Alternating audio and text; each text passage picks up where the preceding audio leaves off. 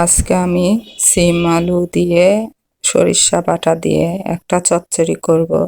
সেই জন্য নিয়ে নিলাম ব্লেন্ডারে প্রথমে কিছুটা কাঁচামরিচ, তারপরে পেঁয়াজ, তারপরে নিয়ে নিলাম সরিষা। এখন ব্লেন্ড করে নিয়ে এই যে সিম আলু কেটে নিলাম, নতুন আলু আর সিম সঙ্গে দিয়ে দিলাম পেঁয়াজ কুচি, আর দিয়ে দিলাম একটু আদা রসুন বাটা, আর সেই ব্লেন্ড করা কাঁচামরিচ, পেঁয়াজ আর সরিষা দিয়ে দিলাম, পরিমাণ মতো লবণ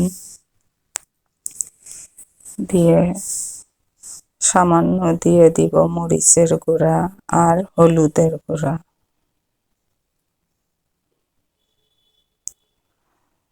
দিয়ে এখন দিয়ে দিব তেল, পরিমাণ মতো তেল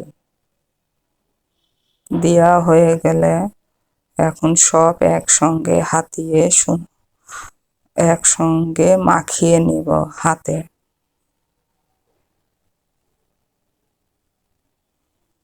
ভালো করে সব একসঙ্গে মাখিয়ে নিয়ে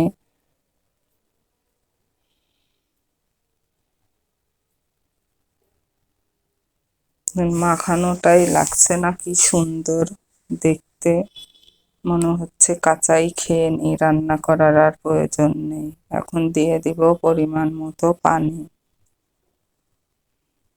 এই সিম আলুর সরিষা বাটা দিয়ে হাতে মাখিয়ে রান্না করলে খেতে অসম্ভব মজা হয়। এখন দিয়ে দিলাম সামান্য পরিমাণ জিরা ফাঁকি, দিয়ে আর একটু পানি শুকায় আসলে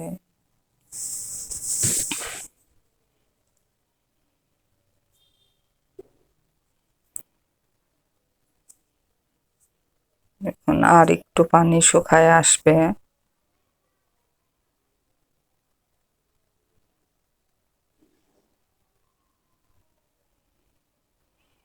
শুকায় আসলে একটা তেল বের হয়ে আসবে দেখুন। তারপরে দিয়ে দিলাম 4-5টা কাঁচামরিচ, দিয়ে যে হয়ে গেল আমার সরিষা বাটা সিম আলুর তরকারি। এই তরকারিটা খেতে অসম্ভব মজা। শীত আসলে একবার হলেও আপনারা খেয়ে দেখবেন। আমি তো শীতে সব সময় এই তরকারিটা বানিয়ে খাই, খেতে অসম্ভব মজা লাগে। আর সরিষা বাটা খেলে তো মানুষের ঠান্ডা থাকে না, ঠান্ডার জন্য সরিষার একটা থাকে মানুষের, এটা খেতে ভালো লাগে। দেখুন দেখতেটা কতটা ভালো হয়েছে, খেতেও তেমন অসম্ভব মজা লাগে। এটা গরম ভাতের সাথে গরম গরম খেতে অসম্ভব মজা। একবার হলেও আপনারা এটা রান্না করে খেয়ে দেখবেন, না খেয়ে থাকলে মিস করবেন, আর খেয়ে থাকলে